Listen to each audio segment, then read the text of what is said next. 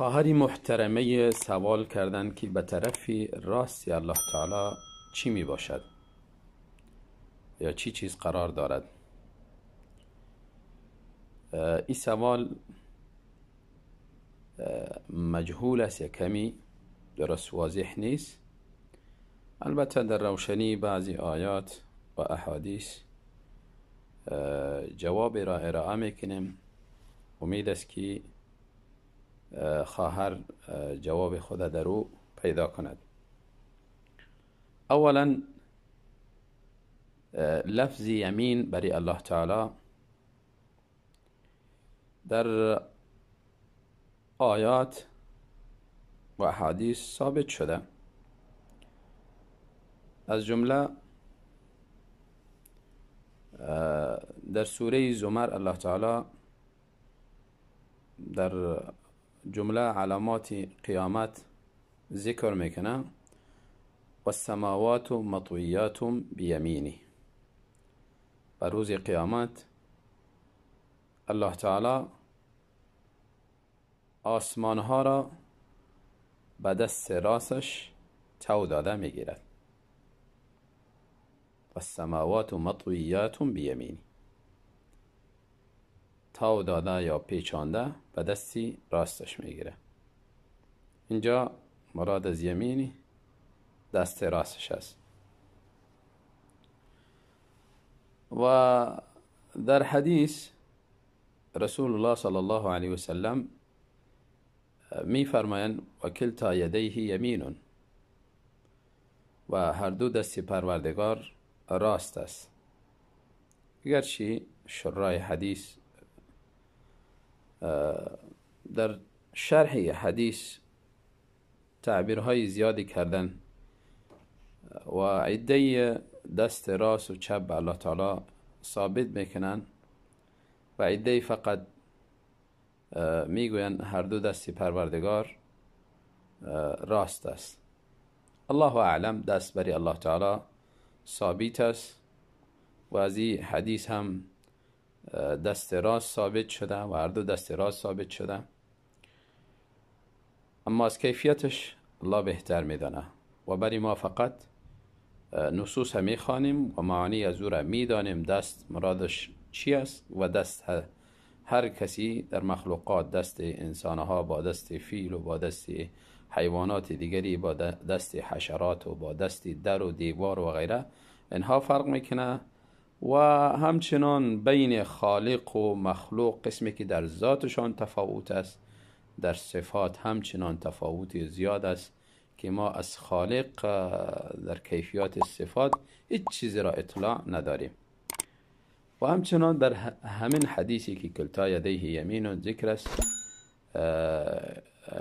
کسانی که مقسط و عادل هستند روز قیامت به منبرها می نشینند، بالای منبرها می نشینند و به طرف راستی پروردگار هستند.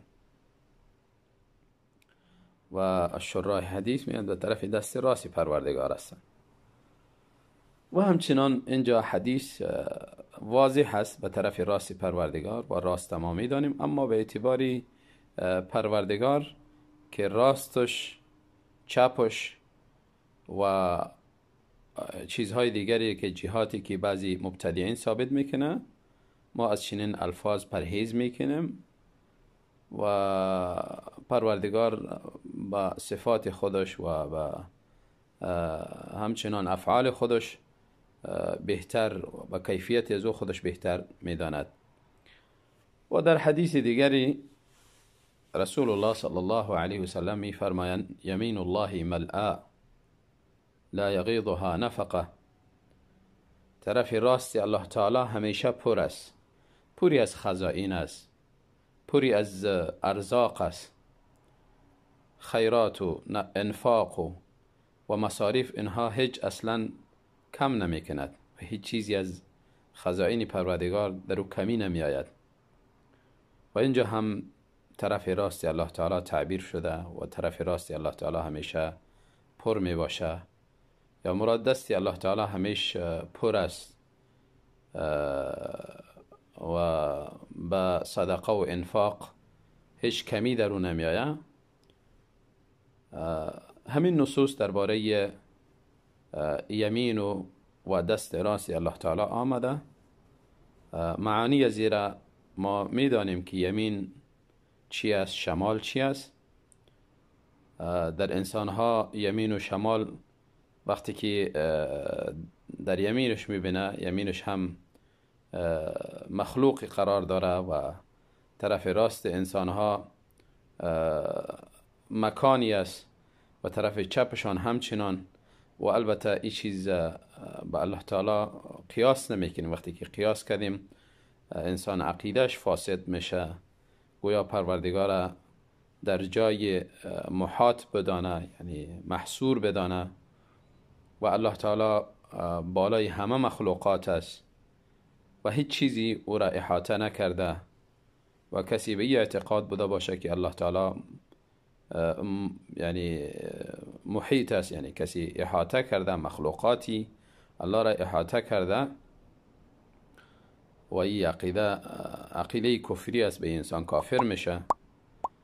الله تعالی ما را توفیق بدهد آنچه که از اسماء و صفات الله تعالی در قرآن و احادیث ذکر است او را به طریقه که آمده بخوانیم، بدانیم و به او ایمان بیاریم و اما از کیفیتی از او پرهیز کنیم و در کیفیتی اسماء و صفات پروردگار و ذات پروردگار داخل نشویم، چون کیفیات همه مجهول هستند.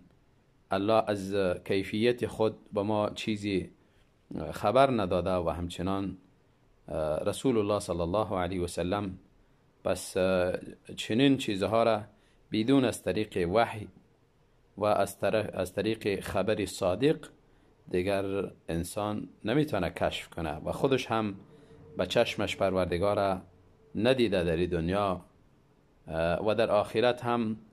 انسان وقتی که پروردگار خدا اهل جنت میبیند، الله تعالی ما را از اهل جنت بگردانه، اونجا هم مجرد دیدن پروردگار است، اما احاطه به اسما و صفات پروردگار و ذات پروردگار نیست.